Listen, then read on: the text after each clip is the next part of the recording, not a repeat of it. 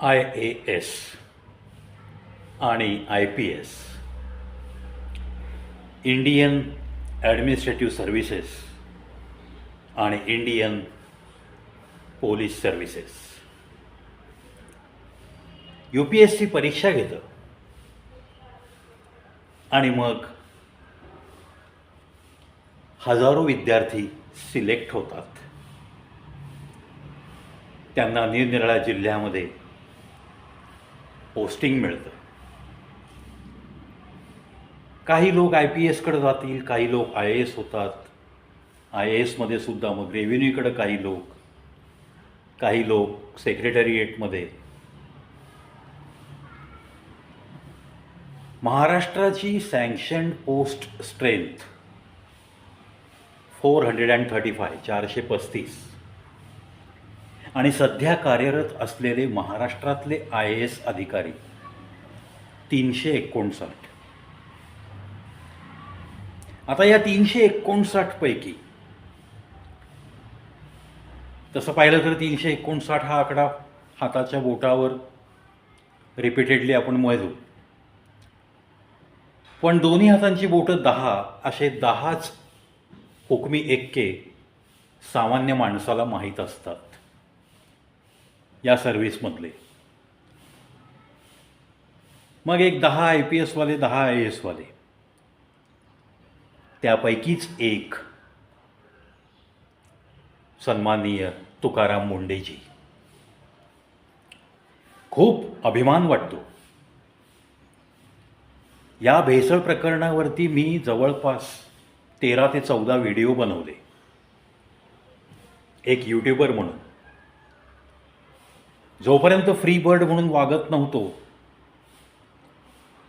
यूट्यूबचा channel नव्हता, तोपर्यंत या गोष्टी फक्त मनाला बोचत राहायच्या आणि कुठेही एक्सप्रेस होऊ शकत नव्हतो. अशा बंधनात आयुष्य गेलेलं. पण आज मंचर इथलं एक मोठं रॅकेट, दूध भेसळ, या बाबतीतलं सन्माननीय तुकाराम मुंडे यांच्या मार्गदर्शनाखाली फूड अँड ड्रग्ज ॲडमिनिस्ट्रेशन या डिपार्टमेंटनी जे काही पाऊल उचललं आणि जे काही अटक सत्र, लायसन कॅन्सल करणं, माल जप्त करणं, कोट्यवधी रुपयाचा माल जप्त झाला, 13 लोकांना इन्स्टंटली अरेस्ट झाली. अजूनही ही मंचरची चेन कुठपर्यंत जाते याचं इन्व्हेस्टिगेशन व्हायला थोडा वेळ लागेल.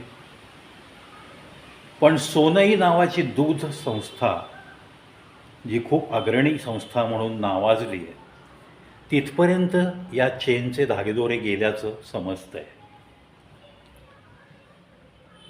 2000 कोटीचा ॲप्रॉक्सिमेटली इयरली टर्नओव्हर या मंचरच्या साखळीचा होता असं निदर्शनास आलं आहे.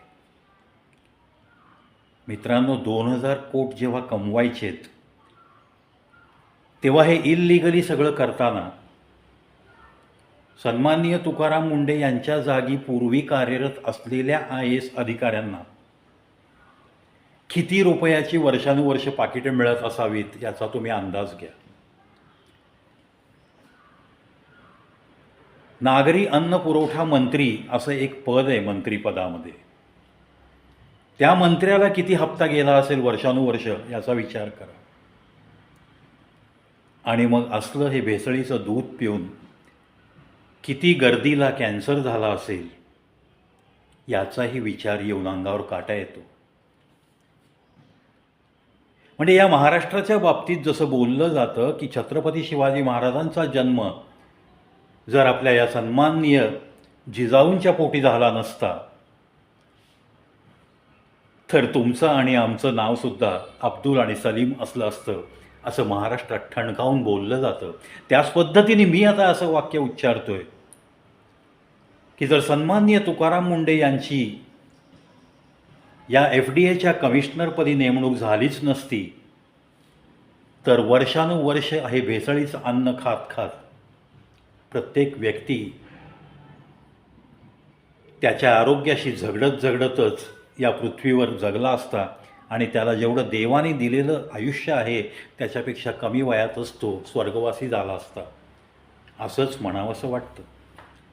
सन्माननीय तुकाराम मुंडे यांचं शब्दांच्या पलीकडची व्यक्ती आहे ती. त्यांचं कौतुक करण्याइतका मी मोठा माणूस नाही आहे.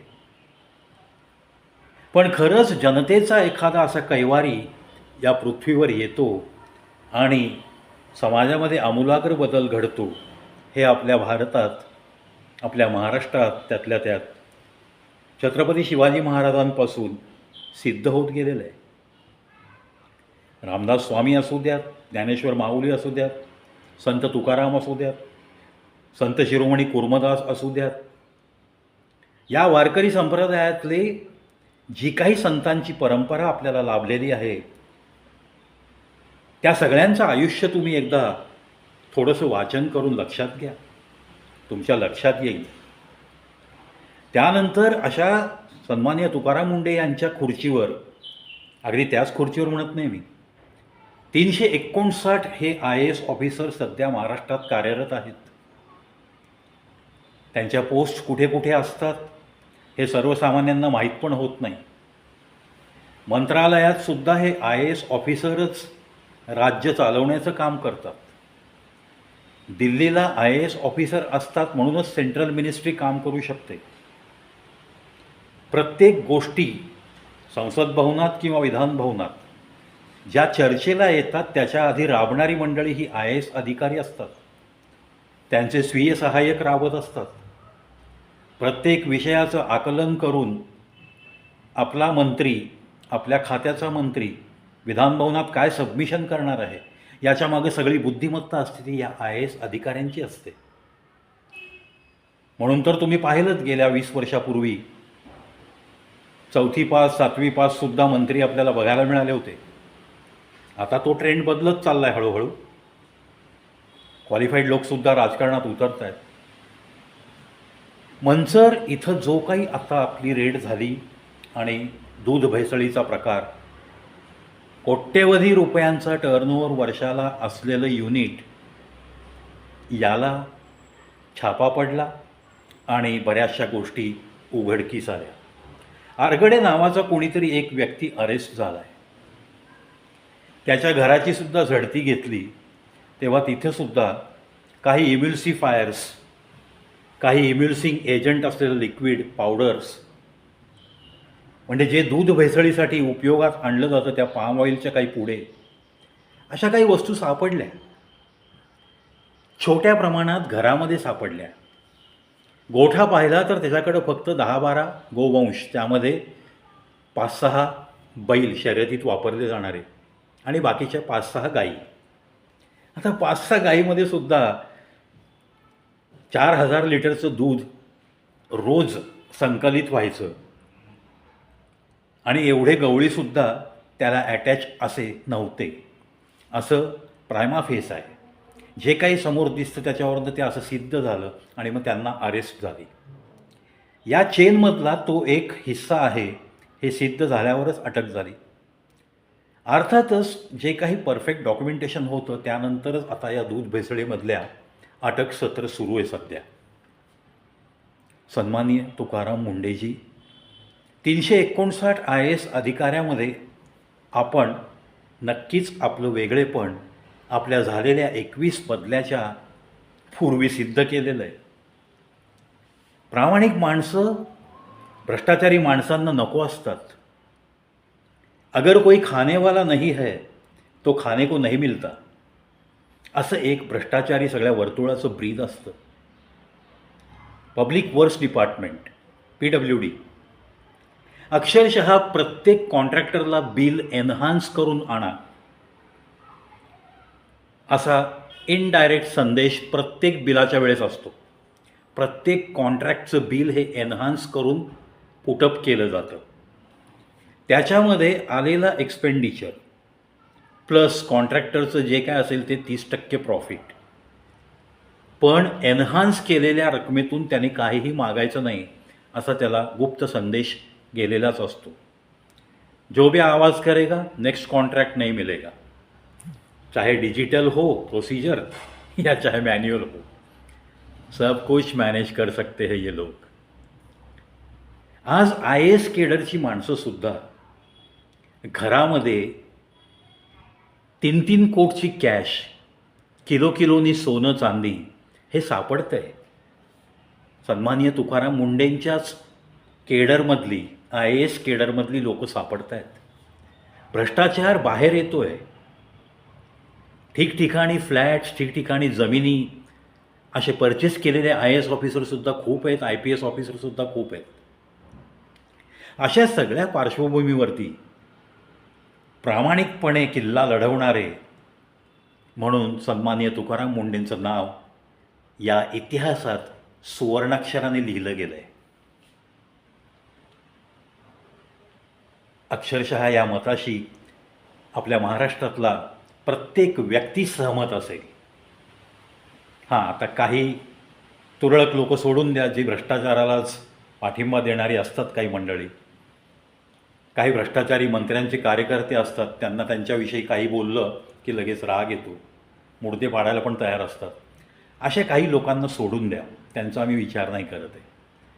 पण सामान्य जनतेच्या मनामध्ये सन्माननीय तुकाराम मुंडे यांच्याविषयी जो एक प्रेम आणि एक उच्च कोटीचा आदर निर्माण झाला आहे, त्याला कोणीही कधीही धक्का लावू शकणार नाही. मी इतकंच म्हणेन, फूड अँड ड्रग्ज ॲडमिनिस्ट्रेशन याला एक योग्य कमिशनर सध्या महाराष्ट्राला लाभला आहे. महाराष्ट्र सरकारला विनंती करेन की सन्माननीय तुकाराम मुंडेसारखा अधिकारी या पदावर कंटिन्युअस जेवढं काही टेन्युअर काढत असतात आय एस अधिकारी, may be it is of 2 years or 3 years, तेवढं पूर्ण त्यांना कालावधी द्या. त्यांना चांगलं काम करण्यासाठी त्यांचे हात मोकळे सोडा आणि मग बघा महाराष्ट्रातल्या जनतेला कसा आनंद मिळतो ते. सचोटीने प्रामाणिकपणे दुधाचा धंदा करणाऱ्या प्रत्येक व्यक्तीला कसा आनंद मिळतो ते पहा.